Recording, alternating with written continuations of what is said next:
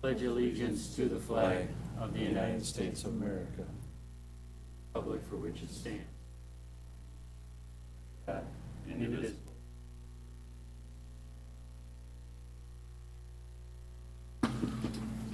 Okay, first thing, we need to approve the agenda. Does anyone have any changes or additions or any questions?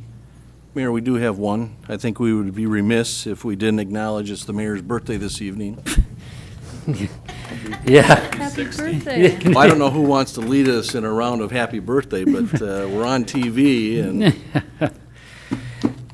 Just a spry 57. okay, we'll let you off the hook. Yeah, yeah, thank you. And I'm still upright. I guess that's a good thing, right, Mark? You passed that half a century mark, so should I just wait for you to catch up? Yeah, I'll catch up. Okay. Sounds good. Well, thank you very much. Anything else regarding the agenda?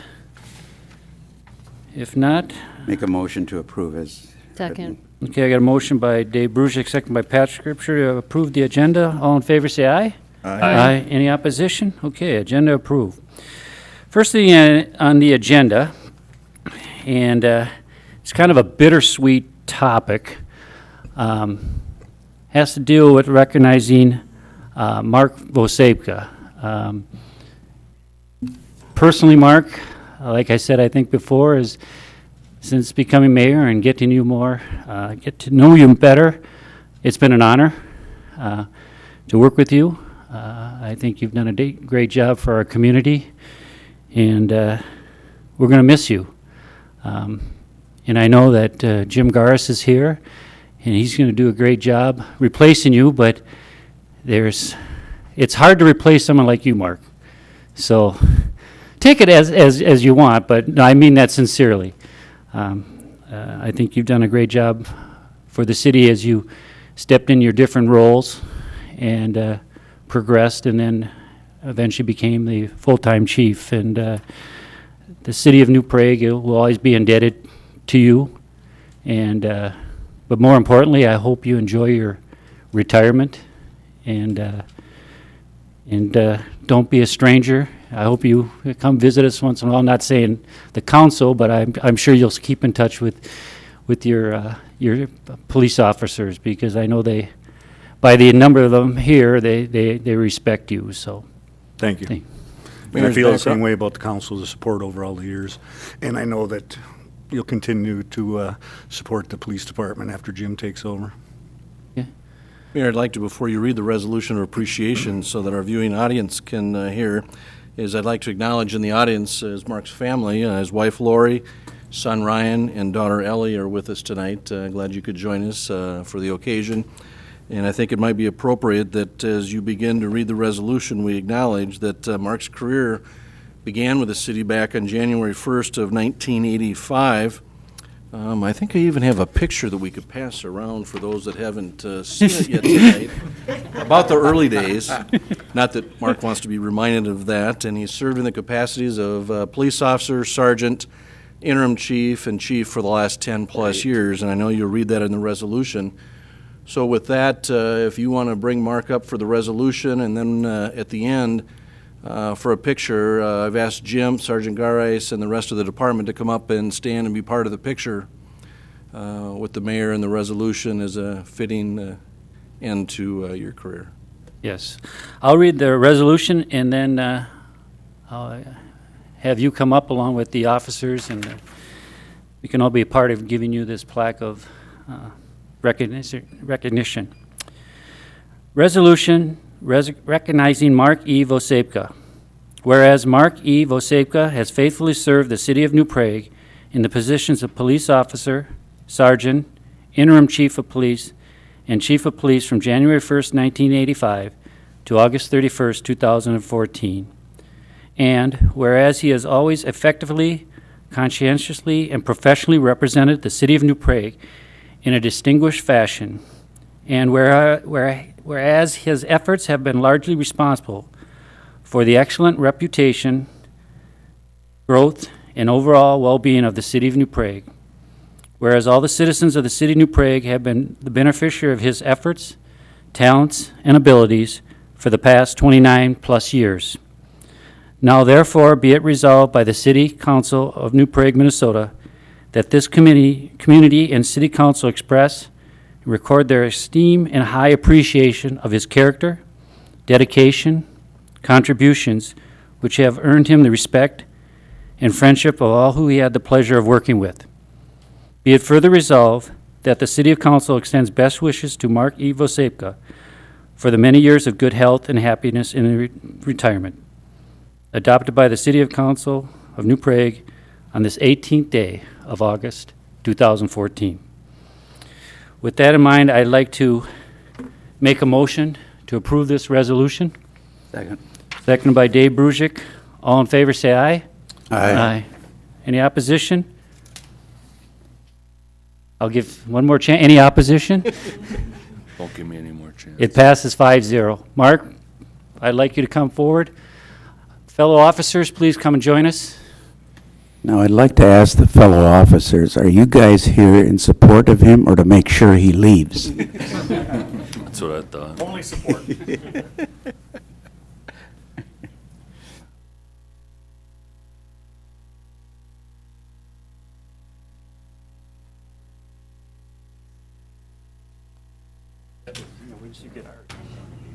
At the side a little, you decide.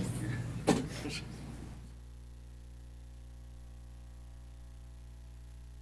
right, feel free to come. Get in here. Last time to photobomb Mark.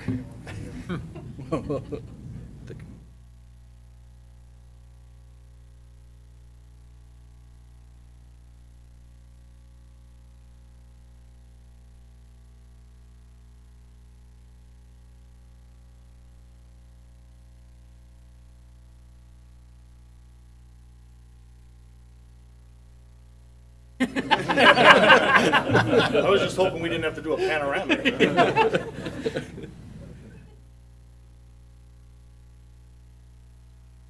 Lori, hold on, we got. Stand by, stand by. Tight again.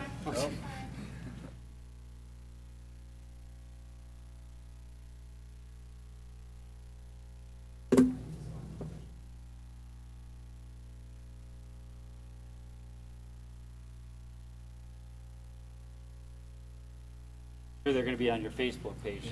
I don't have one. Thank you.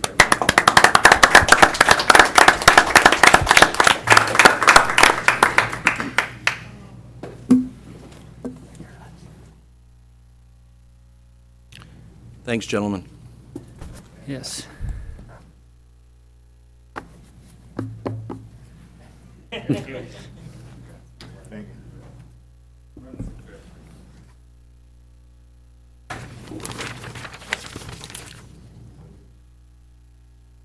Hey, Jim, as long as we got him, can we introduce our new officer as long as he's here? Absolutely. Oh, yeah. Patrick spoke to him today. Do I need a microphone? This is our newest officer. He started last week, a week ago today, August 11th. His name is Richard Droog, D-R-O-O-G, Droog. And he comes with us with several years of experience, 7 years full-time, 3 years part-time down in Waterville. I believe he's going to do an excellent job for us. Right now he's in field training with another officer, and in the next 6 weeks, he'll finish up field training and then be on his own. I just have one question for the new officer. Now, when I go to these Leesburg County meetings, am I going to take a little flack for this? Actually, that was brought up to me by City Administrator Teresa Hill in Waterville, and I told her to lay off. Okay. Good. Thank you. Welcome aboard. Thank you. Welcome aboard.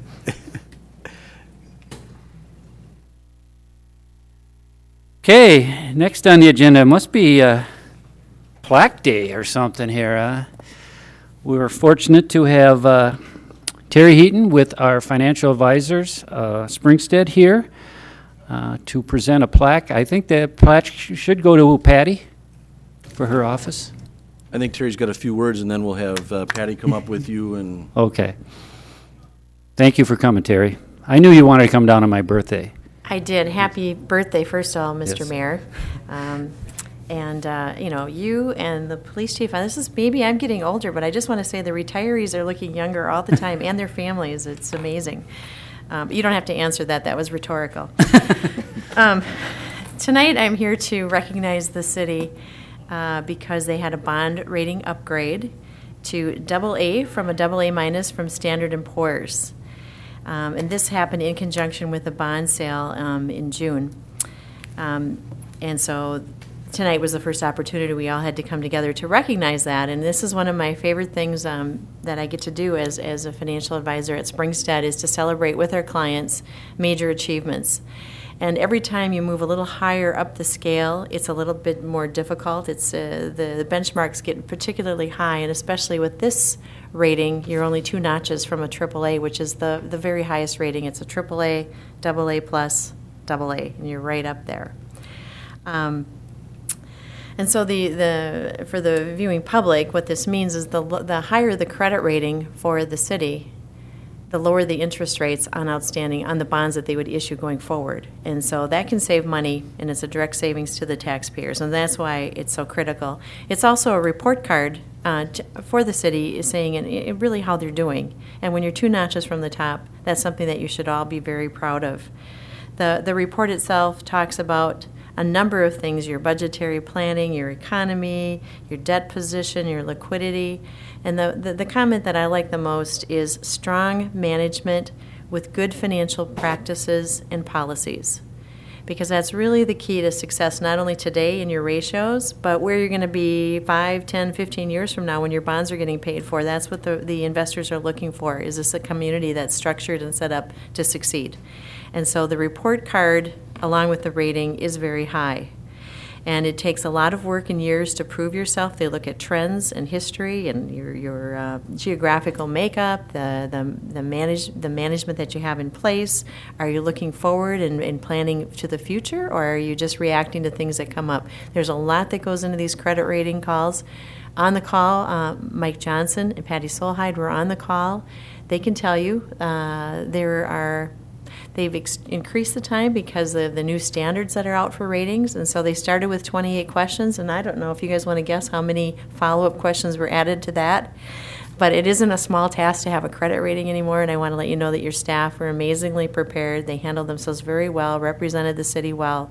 So in all areas, congratulations are in order. And again, it starts with the city council, all of you to be commended for the leadership, all the policies and practices that you set in place, and all of the staff, especially Mr. Johnson and Ms. Solheid, and all the department heads, everybody else who, in order together, it takes a huge team to pull together to get this kind of a credit rating.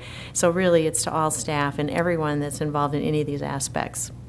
And so with that, on behalf of Standard & Poor's and on behalf of Springstead in conjunction with Standard & Poor's, it's my pleasure tonight to present a plaque to you recognizing this very high achievement.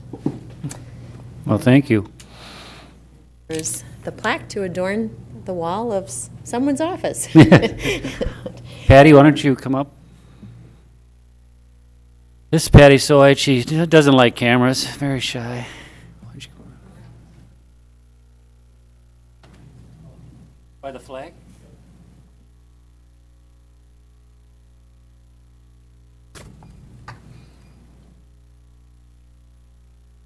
I have to be in the picture? Yes. I don't really like cameras either. Move over this way. Patty's going to go to Yeah, I was gonna- the senior citizen one. Actually, why don't you hold the plaque? I'll go on the side. You're the one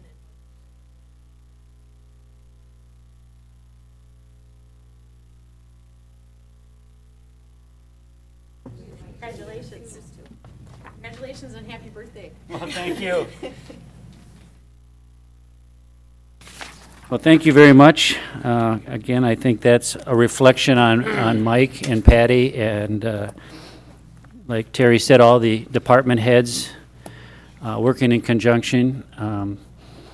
I know she mentioned the city council, but I think they all make us look good. So thank you very much, Mike and Patty, and thank your staff as well. Thank you. Next. Approval of a golf course copier lease. I'm going to take this. Wade wasn't able to be here this evening.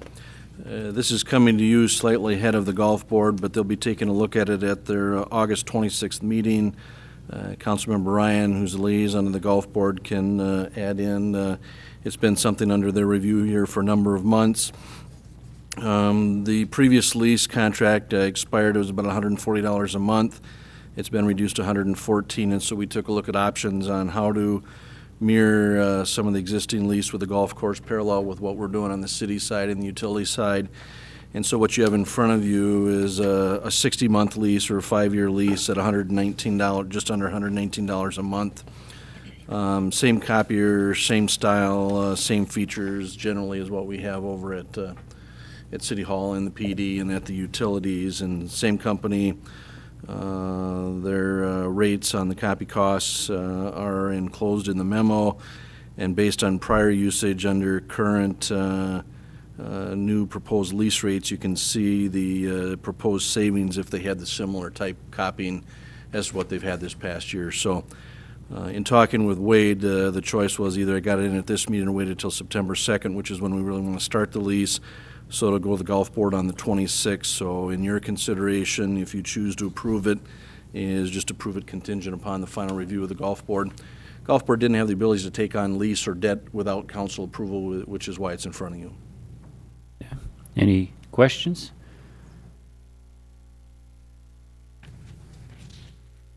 If not, I guess I'll make a motion to approve the 60-month copier lease contingent on approval by the golf board on their August 26th meeting. Second. Second by Mark Bartuszczyk. If there's no other discussion, all in favor say aye. Aye. Aye. Any opposition? Okay, passes 5-0. Thank you.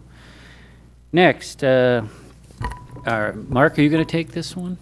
Sure. One of your last official acts? Yes. As my memo said, over the past few months, I've been updating and revising some changes to emergency operation plan, which is a fairly large document. It was last approved or updated in 2006. After going through the emergency operations plan, I looked at the ordinance that was in the ordinance book that referred to the emergency operations plan, and it was quite lengthy, and it also required every time we update the plan, we'd have to update the ordinance. So Scott was asked to try to come up with something that would be more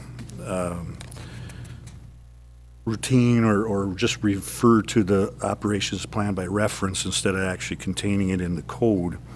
Because as you can see by Scott's red and blue copy here and green, and I don't know, maybe a couple other colors, but that was a bigger job than I think what I had to do. So I guess what Mike wants to do now is to introduce the ordinance with the adoption hopefully on September 2nd, and then also at that time to have a resolution adopting a newly revised emergency operations plan. Some of the one or a couple things that Mike and I had looked at this current or the new ordinance, there's some changes that we'd like to make, but didn't really have the time to do that prior to tonight's meeting. So he wanted to move kind of forward. So hopefully, or by the September 2nd one, there should be highlighted changes. There's nothing too substantial in there at all. There are just a couple things that we noticed that we might want to change. Yeah, structurally, what I want to do before Mark got out of here, as he said, is to get the plan updated so that wasn't something that had to sit on Jim's docket. There was nothing that you'll find even when we bring it in, and we'll probably send it to you electronically. It's on a CD disc. Otherwise, you're looking at something that's about yay thick. And so it was a matter of updating changes, department changes, personnel. It wasn't substantial changes. It was basically, it referred to the fire department at the old location. Some different state changes in state law, and nothing too dramatic. It's just Mike wanted it updated before I left because know it inside and out kind of, so we made the changes. Actually, in all honesty, we want to make sure he had something to do here as he was coming down the end. I just couldn't have him sitting in his office, so we tried to find good things that we get updated and taken care of, and he did complete it. Our challenge was finding enough time to spend with the city attorney, so what you have in front of you is the draft that Mark mentioned. We may have some slight tweaking to that when we come back at the September 2nd meeting, but nothing significant, just some minor items. But it was a chance to remove, instead of having the whole plan in the ordinance book, it'll be adopted by resolution and reference, so that anytime we want to change it in the future, we don't have to make wholesale changes to the ordinance and the ordinance book. Is any of these changes being handled by the Charter Commission at all? No. No? No. Okay. No, and I'll just add, in addition to the changes that Mike and Mark are talking about, we really looked at the ordinance. The ordinance was a decade or better old, and the statute has changed somewhat. So that's what you see some of the revisions there. We're tying it into where state law is at this point in time as well. So it's been updated, tweaked a little bit, as Mike and Mark have noted. There may be a few more tweaks you'll get on second reading, but it should be pretty close to this. Okay. It is similar to what we're doing on the Charter Commission, because we're making changes too, but But I mean, this is an you ordinance. guys, yeah, okay, so And you we're guys. just dealing with the charter. Okay. And that was what I was responding to, is that there was nothing in the charter that impacts what's happening with this. So would this be a first reading? Yes. Okay. I was just wondering, can I ask a question now? Yep. Who would be appointed the director? Wouldn't that be, it sounds like it would be you, Mike. No. No? Be somebody else. It's in the job description. The chief of police is both the chief of police and emergency management director. Okay, and so we'd have to appoint that every time that we'd need somebody, it sounds That's- like in here?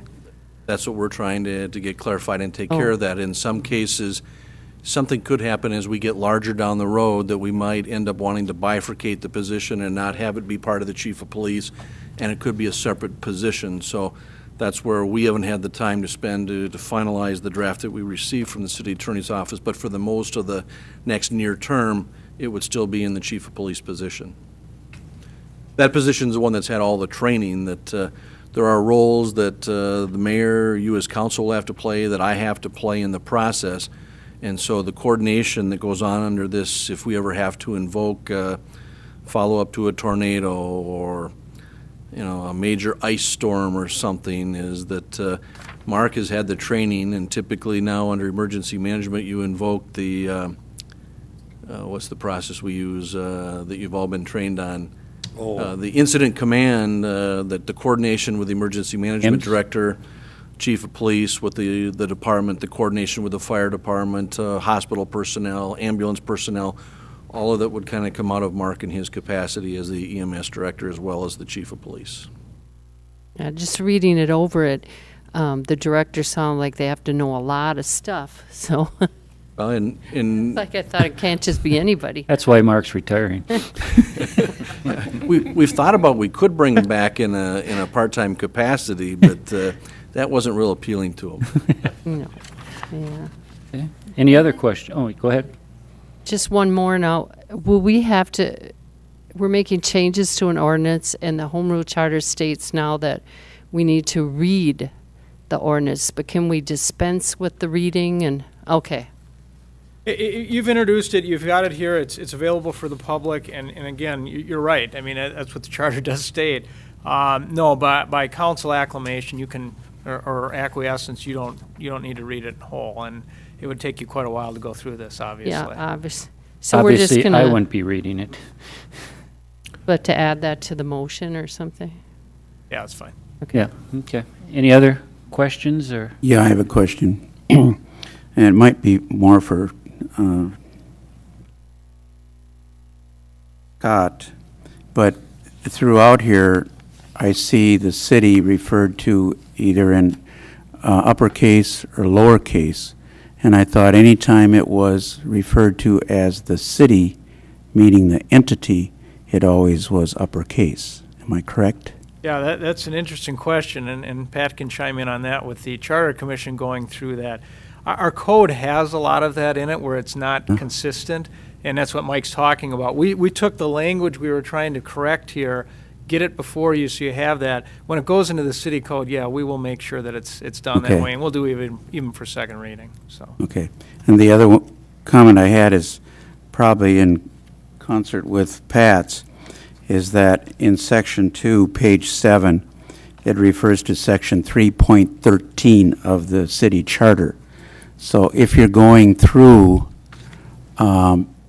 making changes to the charter and you made some section changes, you're going to have to coordinate with this also. This will be published before that, so this will be okay, but you're right, there will be some deletions that when you see ordinances coming before you in, say, 120 days after the charter process is hopefully completed, that'll be a lower number. It'll be like 310 or something. Okay.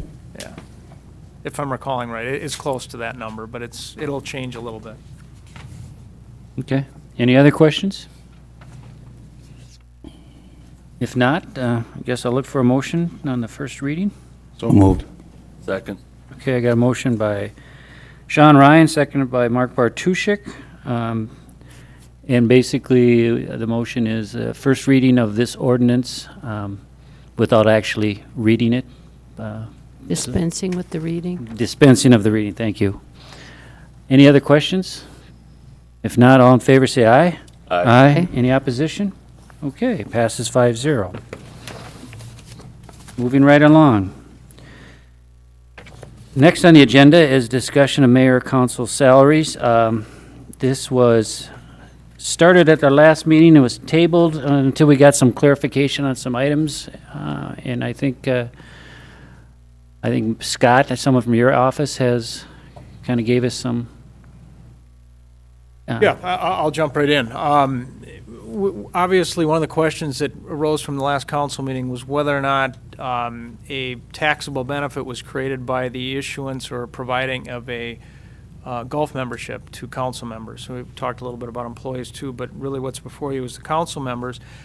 In discussions with Mike, with Patty, with another member of my firm, and the city's auditor, we've all reached the same conclusion and the conclusion is that it is a taxable benefit if it's provided as it's provided at this point in time, the way I understand it.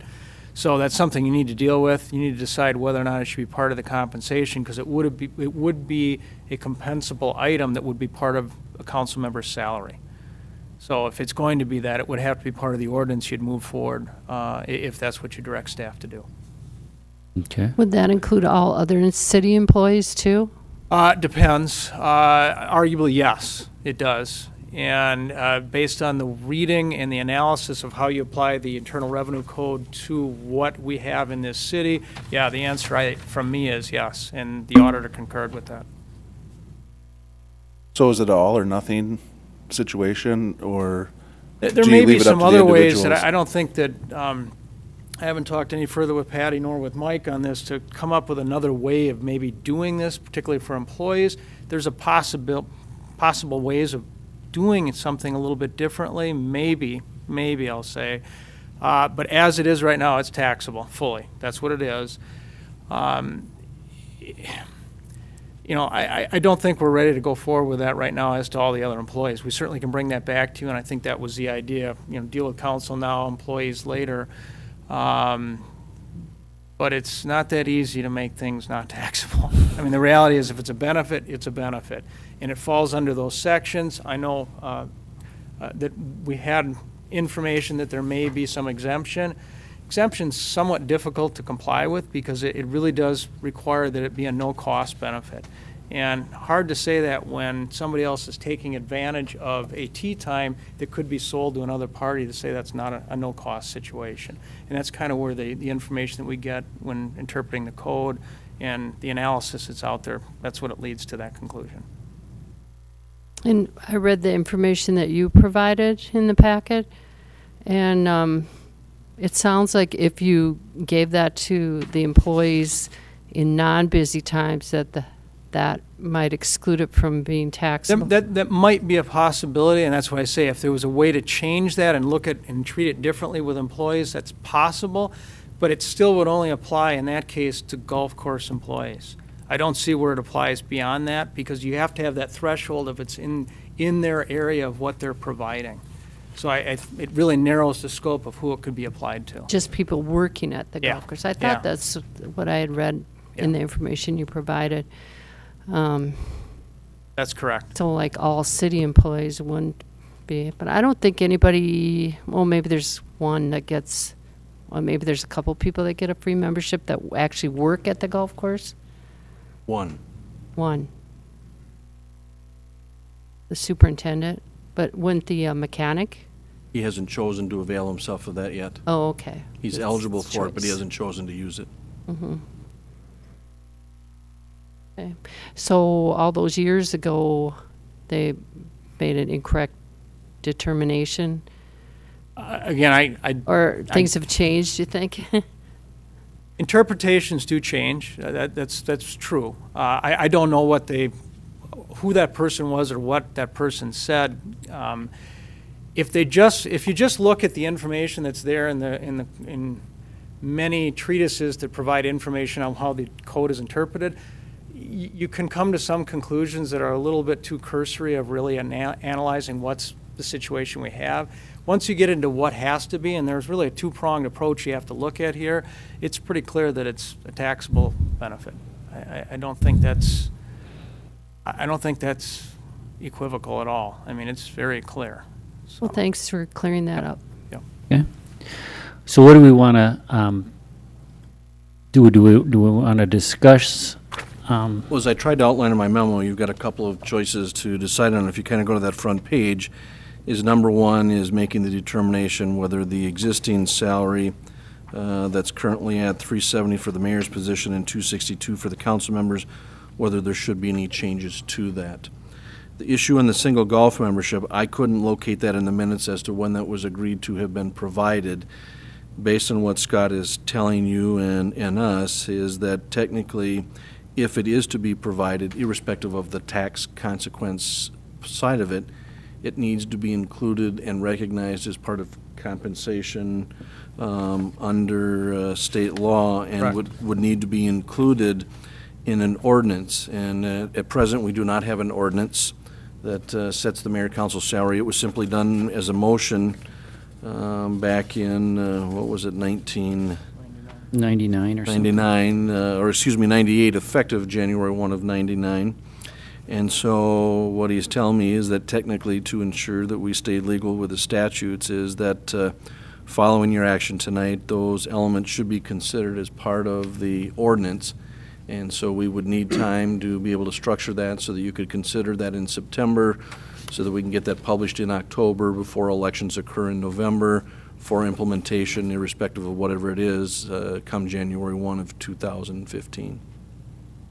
And also, I see you noticed, or you added this special meetings fee that is on the I went in and fee sheet. clarified, and I included the back of your packet. Right. What I found out, and again, checking, is that, and it's not real clear in our official resolution, I asked Ken, and we talked about it, is that there was a special meeting provision added a number of years ago, and I don't know if, Ken, that you finally determined what date that went in I originally. couldn't find the exact year, but it was in 2005 sometime. It was back during the development heyday, and that the council at times sets up a special meeting either for budget or other things.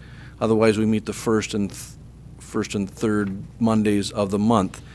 They added language in there. It isn't totally clarified, but we know that it's applicable for Ken, the Planning Commission. Planning Commission and Park Board for sure that Park did Board, utilize that. And so there's a question in there, and it isn't clarified enough, excuse me, when that was adopted, but it appeared that if a developer or somebody wanted to have a meeting called that would particularly benefit them, the council, I think back during that heyday of all the meetings and the time spent at council meetings into the wee hours, attempted to put into place a provision that if there was a request for a special meeting by a private outside party because they needed to get something done on a timely basis and couldn't wait for the first or third Monday of the month, there was a provision that, assuming you had enough time to call for a special meeting and there was a willingness for the council to do it, there was a provision in there for a fee to charge to do that, because we obviously have to budget it, and it's going to take some staff time and it's going to take council time to do that. So that's the only piece that we can attempt to identify. I think the question got raised at the last meeting, and that's the best we can do to follow up and try to answer that. So if there was a desire to do something, is that it certainly wouldn't hurt to put that in the ordinance as well to help clarify that if that's what the council would like to do. So we just couldn't, let's say we decided not to do it, we just couldn't eliminate it when we approve the fee schedule? No, I think you can. The reality is, whatever is going to be set as the council salary or mayor's salary should be in the ordinance, and if it does include some type of per diem for special meetings, that should be there as well. Oh, okay. Okay. Any other questions or comments? So that would just be for anybody outside of the city that needs some special meeting then? Yeah, it really doesn't recognize, if we call, you've got a special meeting come September 2nd at 5:30 to work on the budget, that's initiated by the council. There's no fee or payment for that. If there was a request by an outside party wanting to have some type of business action taken on by the council, they could request that, understanding that they would have to pay a fee. So, like, for example, what would there be, like, if somebody needed a variance and they wanted it now, and then we had a meeting, something like that? Yeah, we had situations back, 7, 8, 9 years ago where plats, for example, would come in. They maybe didn't quite make the deadline, which is generally about 3 weeks ahead of time from the planning commission meeting. So then they asked for a special meeting to occur the week after the normal planning commission meeting, something like that. That was very commonly requested back in 2005, 2006. So that's kind of where that came out of. Was just these multiple requests and the boards having, normally just have one meeting a month, and the planning commission is being asked to do 2-3 meetings a month at some points at that time. So that was really what that came out of. Don't know the exact date again, though, when that was established. It should still be there. Are you saying you think we should get rid of it? No, Oh. I'm just saying is that something, if we have it in the fee schedule, we could leave it there, but I think we have to clarify it. But if we don't want to, we could probably eliminate it in the fee schedule unless we want to have it in the ordinance. Well, I think what we would recommend if we talk with Scott is that if there's a per diem for a special meeting, that be contained within the ordinance. That's correct. But the cost for the meeting could be under the resolution, part of it. What it would be in the fee schedule. Correct. Resolution. Yes. When you say put it in the ordinance, if that's what we want to do, that would be the planning commission, we could designate which boards or commission, or just council? For the ordinance, you're only concerned about council salary. That's what you're dealing with at that point in time. The fee schedule could deal with other entities, but I don't think the planning commission, you don't pay planning commission members, do you? No. This was created just for Yeah, the very that's issue what I that Ken thought. talked So about. it really is just dealing with the amounts that would be to mayor and council salary. Okay. To answer Pat's question earlier, there were a lot of planning and zoning issues that came up during my first term, to the point that there were a lot of extra planning sessions. And I guess I would like to recommend that if the Planning Commission or Park Board Commission has to meet, it involves more work for our planning director. So I would like to recommend that in that we don't consider just the council, that we also consider calling other committees and boards also, even though those people don't get paid. There still is extra work on the part of our staff to help out this particular contractor or whoever it is to meet their needs.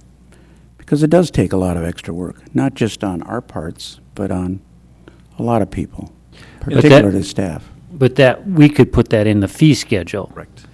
What he's talking about on the ordinance on council, that's if we want to be an additional per diem or meeting for council members, it should be part of the council basically the ordinance for their salary compensation plan, because obviously, would we get compensated of that money? Like, say, if it's $500, we each got $100 to go for that meeting. Is that? Yeah, and really, the only entity that has to have that set in by ordinance is the council, because you're paying that salary. But to your point, yes, you could, with the fee schedule, have some adjustments made for other meetings that are called, costs that are incurred, costs that staffs are incurred. Yeah, that certainly could be done. That wouldn't be part of this ordinance you're talking about here as the council. But yes, you can. That certainly can be done. Another point I'd like to bring up, in last meeting, Chuck said about apportionment. And after reading through a lot of this, I wondered seriously about membership, given free membership to the golf course. I think many of us here at various times have always accepted those memberships, and in so doing, we're taking potential fees away from the golf course. We're subsidizing that golf course by quite a bit each year. And so I think I, as a taxpayer, might like to know just how many of these memberships are we giving free that might also be going in to pay memberships to the golf course had we not given them free. I can give you those numbers, but I don't know that you can assume just because they were given free that that would automatically translate back into a membership.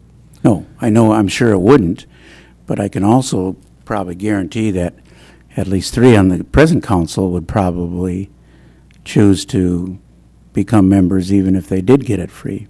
I did take a look at that in response. We have 3 elected officials that are participating, and we have 8 city employees. We do, okay. 48. So that's about 17% of the workforce, so a small percentage. It is, but when you consider that golf memberships are how much a year? 900 and Okay, 900 times 17 amounts to quite a bit. But I don't think you can assume that that's all going to translate into that.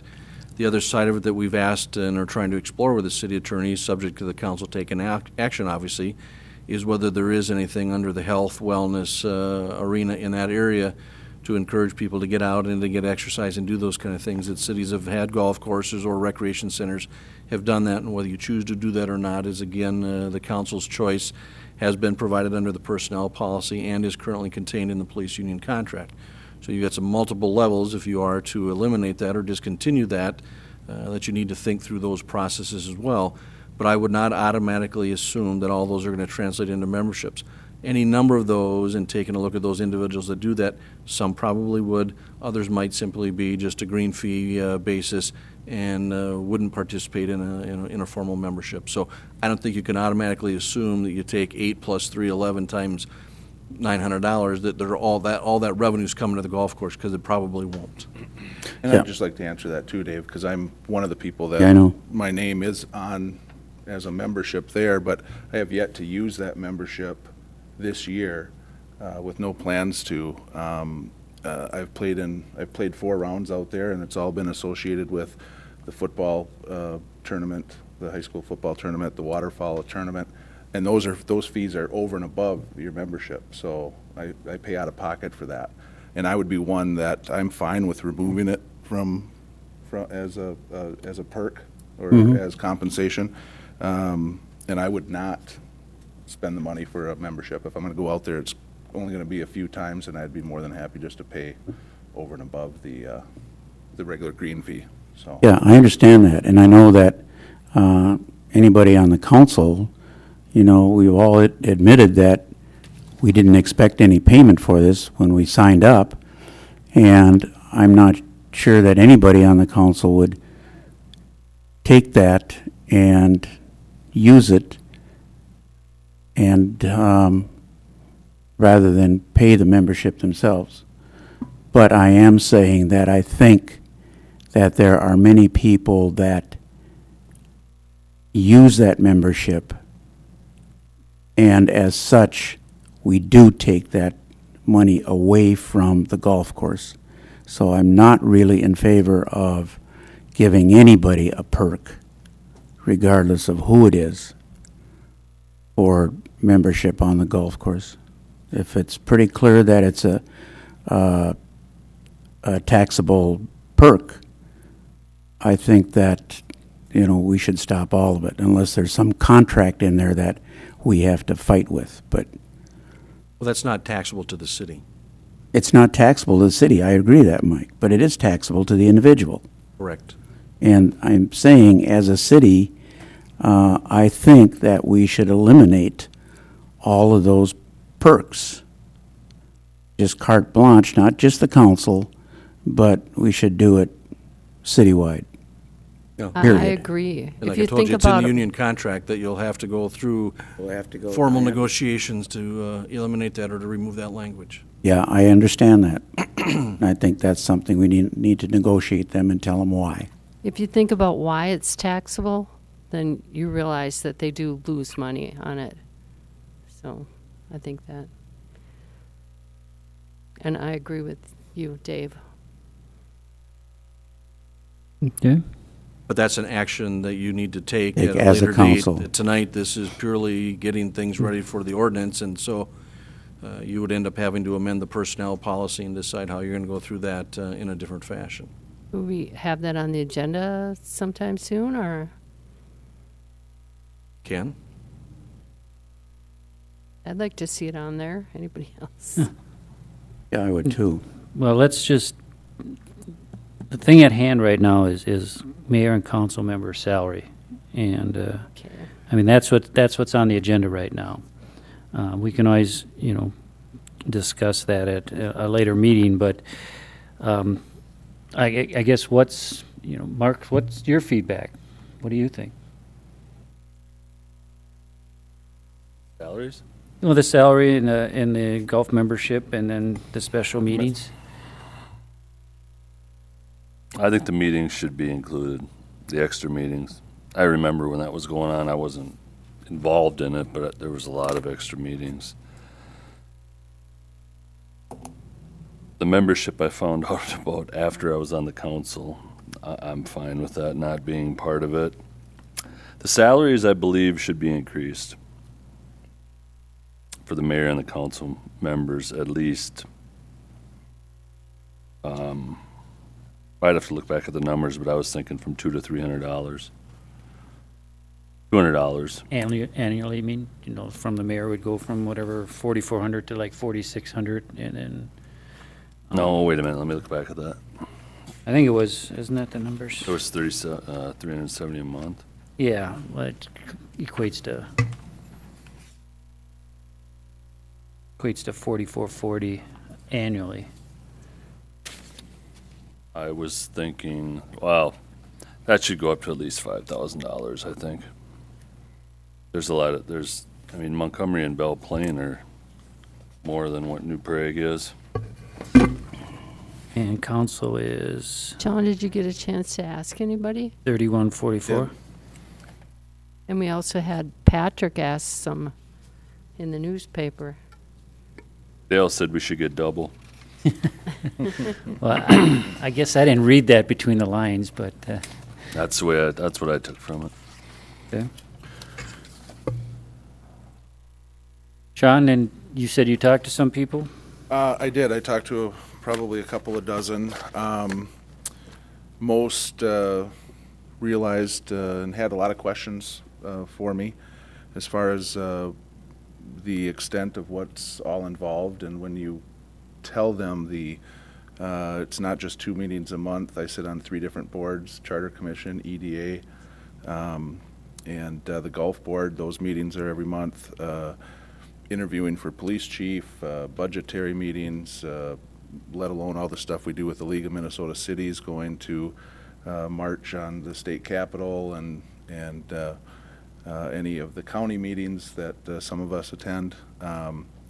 They were surprised at the amount of work that's involved. And when you tell them the salary, they thought it was laughable because it isn't very much. But I did explain to them that prior to me running, I had no idea that there was even a salary involved. That wasn't why I got on the council. But they did feel that 15 years is a long time without any type of increase. So taking that, I didn't join the council for the paycheck. I'm waiting to see where you guys would like to go with it and make the decision at that time. But I think the majority of the people that I talked to thought that there should probably be some type of increase.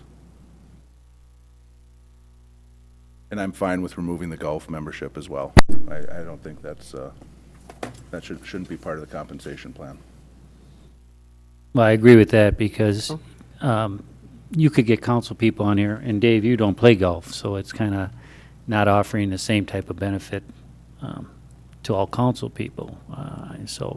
Again, that's just my opinion. I also agree kind of with Mark. I think we should put some kind of a increase.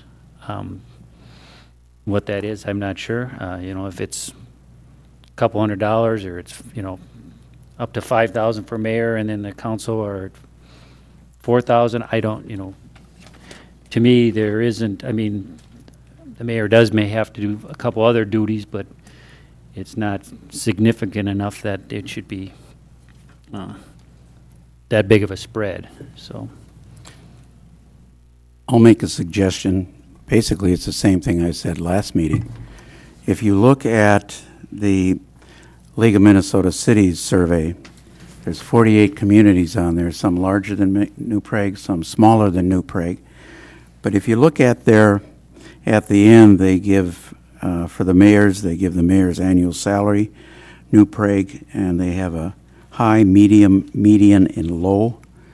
If we take the median numbers, at least for the mayor, it will be pretty consistent with what Mark recommended. But I think that it would give us some rationale for what numbers we choose. If you look at those that Pat had recommended, approximately half are well above the New Prague population. The others at or slightly below. That one might be a little bit skewed, but when you're comparing New Prague with 47 other communities, it tends to put us, I think, more in a favorable light. We're ranked 36 out of 48 on one survey, 37 out of 48 on another. I don't think that it's going to brand us as being higher than a comparably paid council. I think it'll be actually, the median is going to be a little bit less than maybe what we should get if you look at that. So I think if we just take the median and call it For both? for both, I think we'll get a, Mike? The information, David, you just referenced is again, the league information was for those cities that did voluntarily report under the league salary survey. Not everybody did. Right. The information at the bottom as far as the high, the median, the low, the average, and that, I put that together, taking a look at those cities above that. Just Okay. trying to give you a general idea. That wasn't in the league Oh. information. Okay. I did that in an effort to give you a way that, okay, there's 48 cities there, what does that all mean? I tried to just give you some indication of what that looked like. Well, I thank you for doing that, Mike, because I think it helps put us a little bit more in perspective and maybe where we should be or could be. Are you saying use the median one? Yeah. Dave? I think that's a good idea. The 3850 and the 5050. It's, What amount are we talking about per year then? 5,139? 5,050. 50 for and mayor. 3,850 for council. If you just look at the median annual salary on page 7 and page 10 of the League of Minnesota. Can you say those amounts again? I couldn't quite hear. 5,050 for the mayor and 3,850 for the council. So the mayor's making $100 more a month, Pat. $421 a month for the mayor and $321 a month for the council. And I think that's fair with the extra work that the mayor has to do. Do you want to just round that for ease of reporting and? Yeah, how does that divide out? Divided by 12. Well, we'll give you Ooh, that. Yeah, we better round it. Right. With those, we were just using those as a Guidelines. guidelines, and Yeah. yes, it would make more sense to round it out evenly. We can make it like $4.25 for the mayor per month. I don't know if he's worth that extra $4 or $5. $4.20. Yeah, Let's make round down make it for the mayor, $4.20. round up Let's for not the get him too council. big of a head. Round up for the council and down for the mayor. I say. Yeah, yeah. $3.25 I'm fine for with the that. council. 325 and 425? $4.25 for the mayor and $3.25 There's for four of us, council. Dave. We can vote that. Yeah, I think we can, yeah. How's that sound? That sounds fair, That'll work better for payroll, too. right? And then I think and this is my opinion on the special meetings, I think we should, what is it, 400 right now? No. I think I'm it's not aware 400, it's- right? That would be the piece that gets paid to the city. Okay. Then on top of that, there was the, if I recall, 35. Is it $50 each? 50? Something 50 like each that. for the, And that Right. one, it was 50 each. 50 each. oh, yeah. okay. Yeah, I don't, to me, if we're going to keep special, so then if someone would come in there, they would have to pay 400 plus Plus 250. 250? Is that it? Okay. Yeah, I don't have a problem keeping that. I think we should do that, otherwise it just goes crazy. If Yep. it ever gets to be like that again, otherwise they want meetings all the time. At times, in the past, it did get abused. Right. I know. I agree. And then we can address those other boards and commission in our fee structure, where we can, say park board is going to be X number of dollars and Right. planning policy and things like that. Okay, so I'm going to see if I can reiterate what we just did here. So we're going to have an ordinance that we're going to increase the mayor's salary to $425 per month and the council to $325 per month. Eliminate the golf membership as part of the benefit package or the salary or compensation package for the council. And keep the special meetings compensation at $25. Was it 25? 50. 50. 50, that's right, excuse me, 50 per meeting. Per person, yeah. Yep. So with that in direction, I guess I'll make a motion of that. I'll second it. I guess second by Mark Bartuszczyk. All in favor, say aye. Aye. Any opposition? Okay, with that, then we can draft a first reading of an ordinance on September 2nd. We'd bring that back. Yep. Okay, Yep. good. Thank you. And we will put it on an agenda item, maybe when we talk about the comp stuff, about benefits, and maybe as long as we all understand what other benefits employees have, and we can address the golf membership. Yeah. It's also true, how you said that we don't all get the same benefits. Same with the city employees. A lot of them don't even use it because they don't golf. Right. Yeah, so it's not the same for them either. Yep. No. Great. Okay. Next, consent agenda. Is there any questions or changes or issues with any of the items in the consent agenda? I think I had one.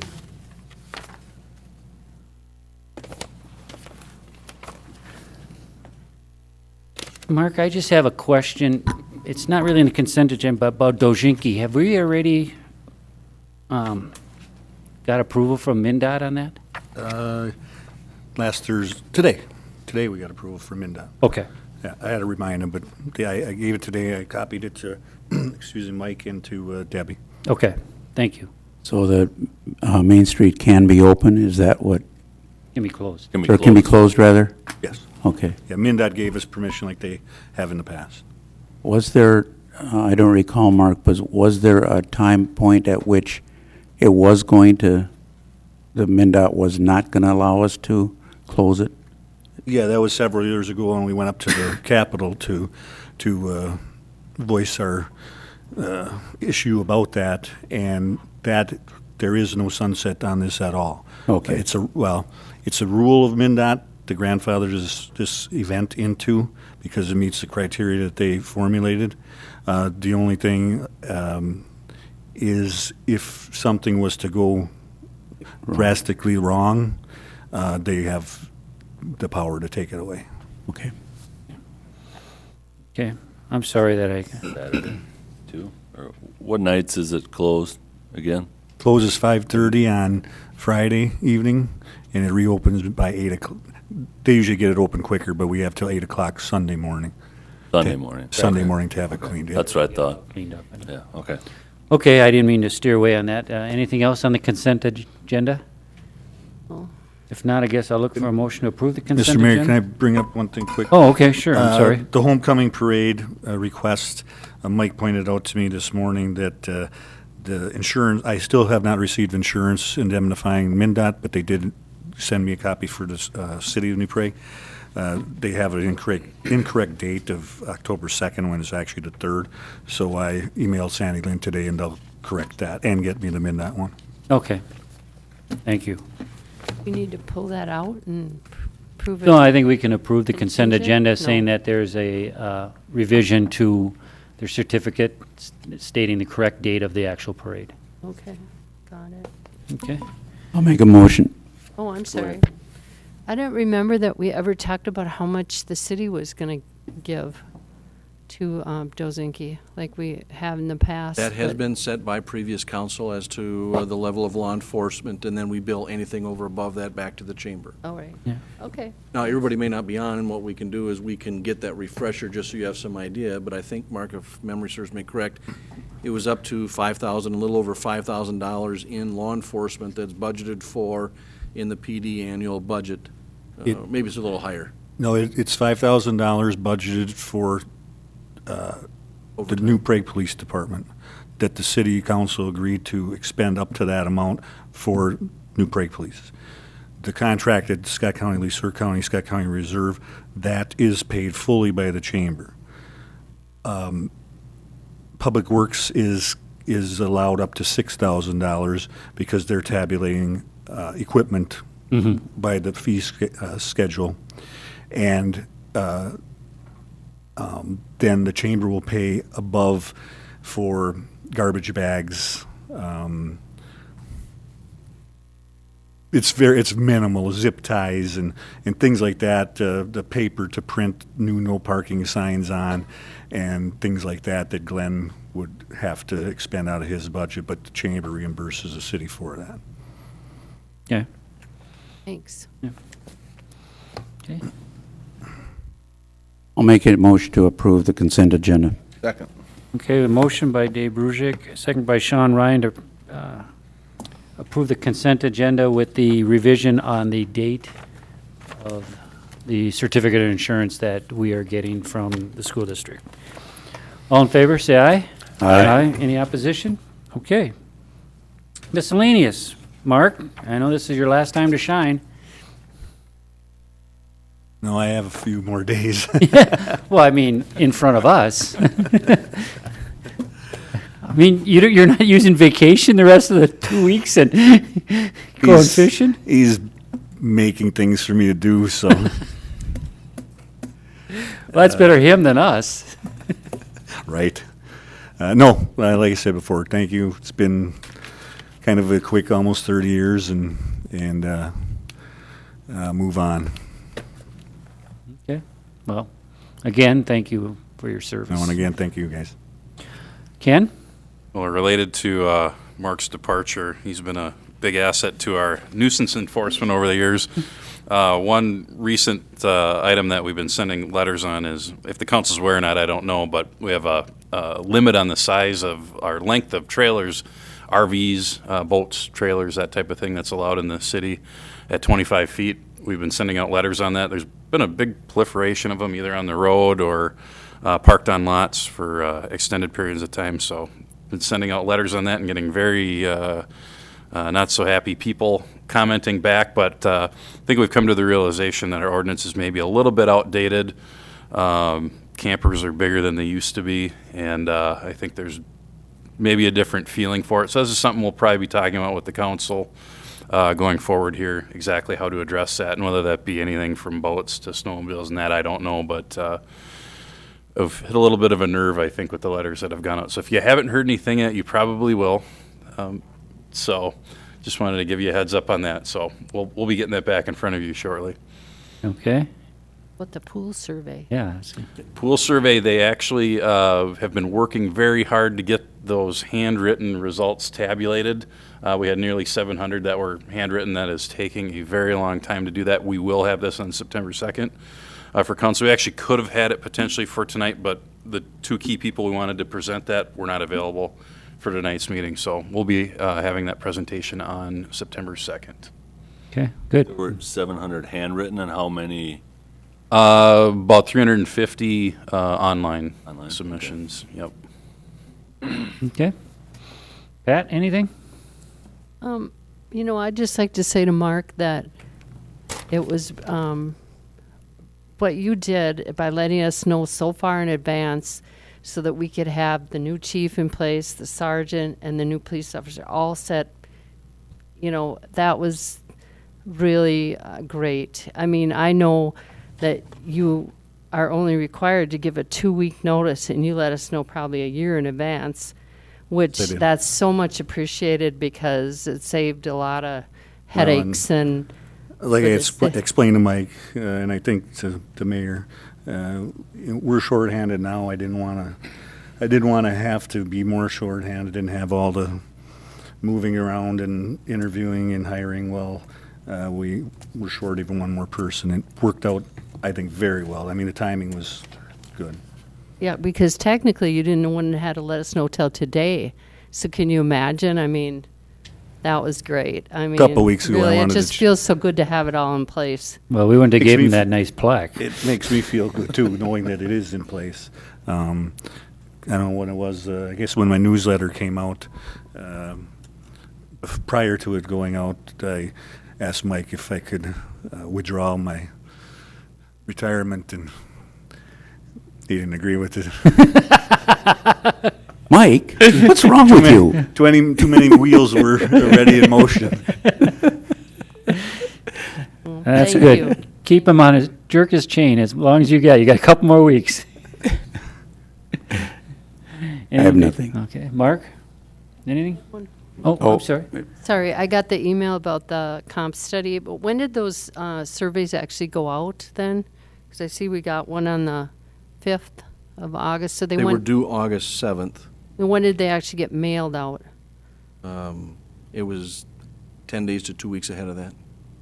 Okay, so even before the August 4th meeting that we had. Oh, yes.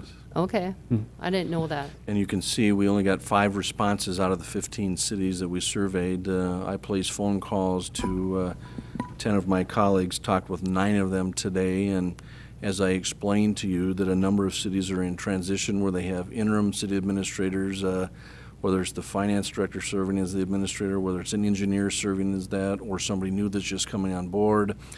Others that have it, yeah, I got it, yeah, I saw the red exclamation mark, it's an awful lot of work, I got so many people on vacation, I got somebody out of the country, do you really need all that information?